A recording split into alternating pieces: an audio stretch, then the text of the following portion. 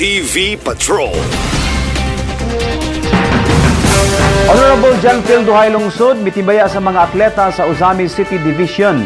May padangat og congratulatory message si Konsehal John Phil Duhay Lungsod ngadto sa delegasyon sa Ozamis City Division nga misangka sa baguhay pa lang gitapos nga Ascenso o 1 Ascenso Misamis Occidental Palaro 2024 sa Tangub City. Sa ulahing regular session sa konseho, ipasalamatan sa ABC Federated President. Sa ulahing regular session sa konseho, ipasalamatan sa SK Federated President ang Ozamis Division Office gumikan sa pagbansay o paggiya sa mga Ozamisnong atleta nga midala og dungog sa Ozamis. Gawas nga mga estudyante ang pambato sa Ozamis sa palarong panlalawigan. Sa mausab kang Konsehal John Phil Duhay Lungsod, mga miyembro kini sa Sangguniang Kabataan diin garbo usab alang kaniya. Gikalipay usab kaayo sa konsehal ang paghatag og espesyal nga pagtagad sa Ascenso Administration labi na ni Governor Henry Waminal ang sports sa probinsya nga taud-taud na usab nga napasagdan.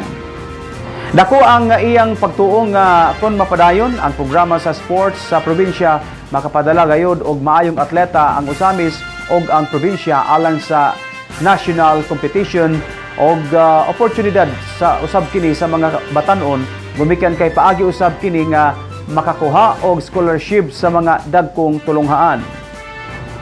Gipasalamaton usab ni Konsehal John Phil Duhay Lungsod ang mainitong suporta sa Ozamis Administration pinagi ni Mayor Indy Waminal ug sa mga sakop sa konseho. And to all DepEd personnel headed by Schools Division Superintendent Ma'am Nympha Lago, and of course to Assistant Schools Division Superintendent Ma'am Sir Judicial Liwagon, and also to my colleagues here in Sangguniang Panglungsod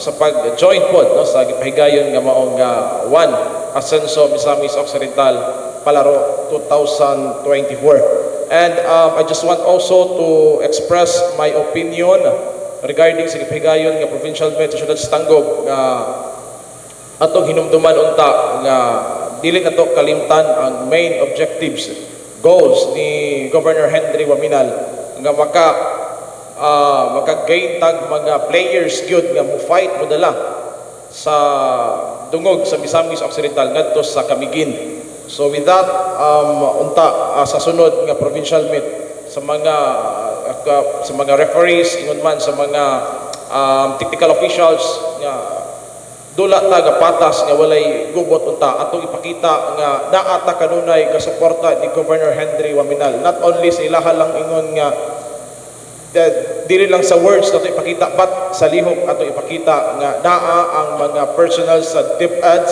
1 TV Patrol.